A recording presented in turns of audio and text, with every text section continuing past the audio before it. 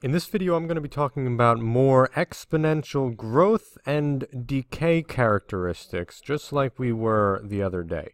So if you weren't here in class today because you had an assembly or you just want more practice, this is on pages 6 and 7 of your compound interest packet. That's what it says on the front. So this is starting on page 6.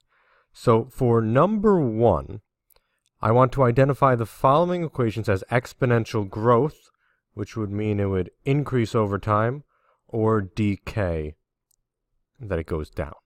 So you could realistically, if you want, plug all of these into y equals in your calculator, just to take a look at what it looks like, but it's easier to do these just by examining the characteristics of the function. So for example, for number 1, we have 3 to the x power. So this right here that's being raised to the power is something called my growth factor. Because it has an exponent, I'm going to be multiplying 3 to itself over and over and over again. So you need to ask yourself, when you multiply 3 to itself over and over again, is your values that you get out of the function going to go up as you keep multiplying more 3's, or is it going to go down? If you think about multiplying something by 3 or tripling it, it's going to go up, so this would represent an exponential growth.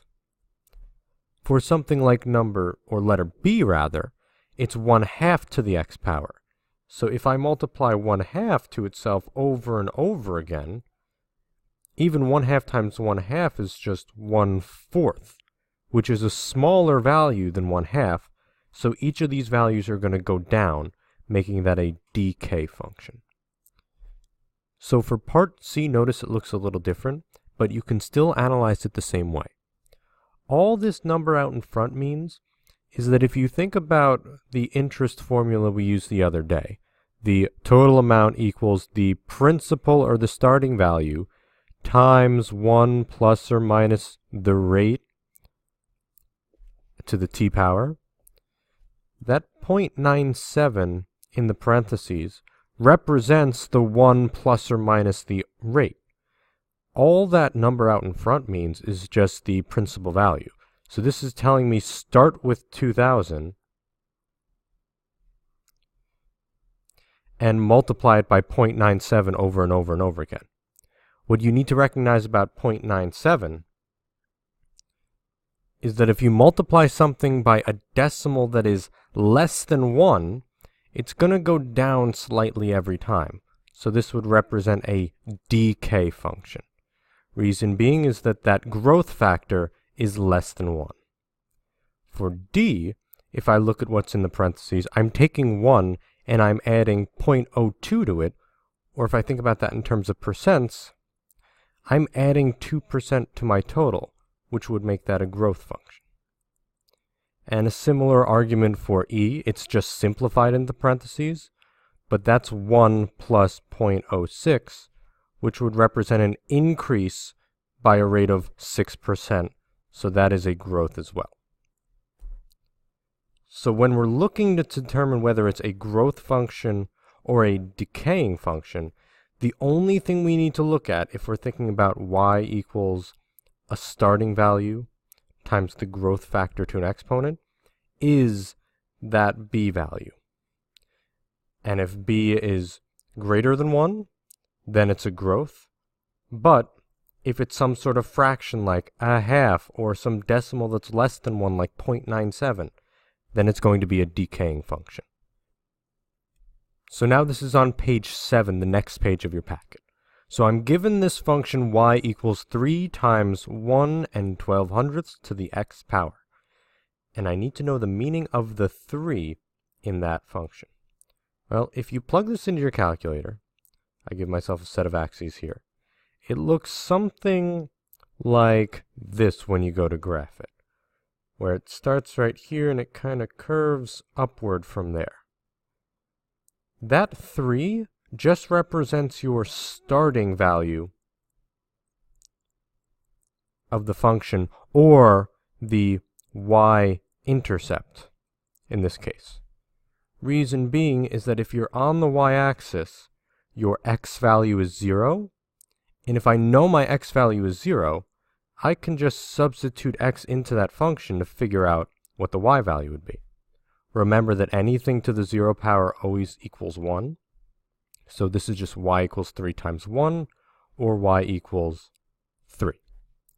So that's my y-intercept for the function, or my starting value. If I think about growth, this would be my principal value. And to see if it represents a growth or decay model, I just look at that growth factor, whatever number is being raised to the exponent. I notice that 1.12 is greater than 1, therefore it represents a growth. Now the question is, what is the percent growth there?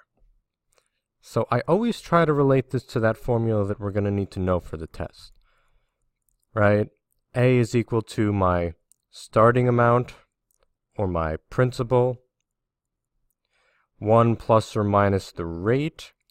As a decimal, remember you need to convert the percent to a decimal, and that t represents the time that I have for my given scenario. So here they just give me a function, so I don't really need to worry about the exponent. I need to think about what would I have to add or subtract to 1 to get to 1.12. And the answer to that question is just 0.12 or 12 hundredths. So in this case, my growth factor is 1 plus 0.12, but remember 0.12 is a percent. We just have to move the decimal place back 2 spaces. So your final answer for your rate of growth would be 12%. For number 2, on the other hand, my starting value is 40, or my y-intercept. And in this case, since my growth factor is less than 1, this represents a decay model. So I think about that formula again, that principal times 1. I'm not even going to worry about plus or minus r because I know it's minus r because it's a decay function. The question is, what would I have to subtract from 1 to get 0.67 in those parentheses? I always try to think of this in terms of 1 representing my 100%, or my total. So 0.67 looks like it'd be 67% of my total. So I'm going to take 100 and subtract 67 to get 33%. And that would be my rate of decay. So for each time interval that I'm using here, I'm going to decrease in value by 33%. And I could always double check myself by just converting 33 to a decimal, by moving the decimal place left 2 times, and adding 0.33 to 0.67 to make sure that I get my whole of 100%. So for the last example, number 3, it reads the value of a car over time is modeled by C of D equals 45,375 times 92 hundredths to the D power, where D is the number of years since the car was purchased. So it asks, what's the original value of the car? Remember that the number being multiplied out at front means the initial value or the principal value, which means the starting amount. So this car must have started at $45,375. Then it asks, by what percent is the car depreciating each year? Remember, depreciating just means that the value is going down every year. And that makes sense. If you drive a new car off a lot, it loses a lot of money each year that you own it. So if you try to sell a car that's, let's say, 10 years old, you won't get that full $45,000 for it. So in order to do that, I look at the number that's being raised to the exponent. I look at 0.92, and I try to relate that to the 1 minus r that I know is going to go in those parentheses for the formula. So what would I need to subtract from 1 to get 0.92? Well, I could just take 1, subtract 0.92, and get 0.08. And 0.08 as a percent, if I move the decimal place over 2 times, would just be 8%. So the car is depreciating by a rate of 8% per year. So this would be my rate of decay here, 8% per year.